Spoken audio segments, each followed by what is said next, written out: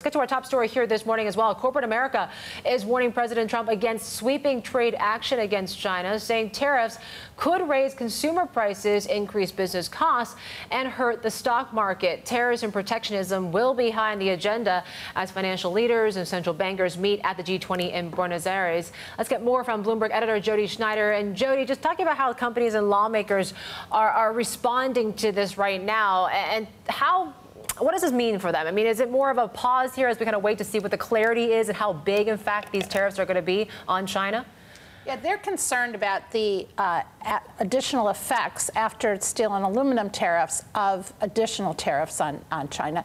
There's there's reports of a proposal of as much as doubling $30 billion in tariffs that had already been proposed. The president is said to be considering this. No decisions have been made, but clearly they're looking at serious tariffs, really at a range of products, and that has companies, including coalitions that include companies like Walmart and Amazon.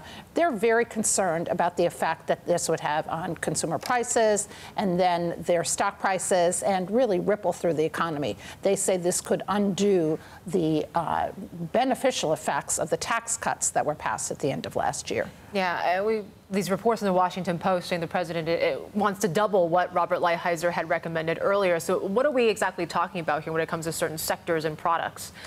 Yeah, so these would be over a range, the proposal, and it is just a proposal right now, but the proposal would be over a range of products: consumer electronics, clothing, shoes, all kinds of consumer products. They would really be widely targeted.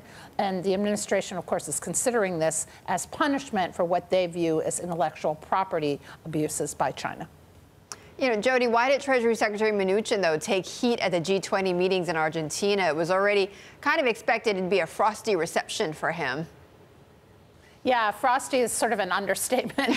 He was really blasted by the other ministers for the tariffs that have already gone into effect. These are, this is what's already happened: the steel and aluminum tariffs that have been imposed against a number of countries. This is not just China, although of course China was a main target.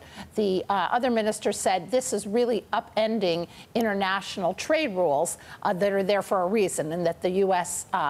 posture of the America First trade policy could have serious repercussions on the world stage, and this is something that they are quite concerned about.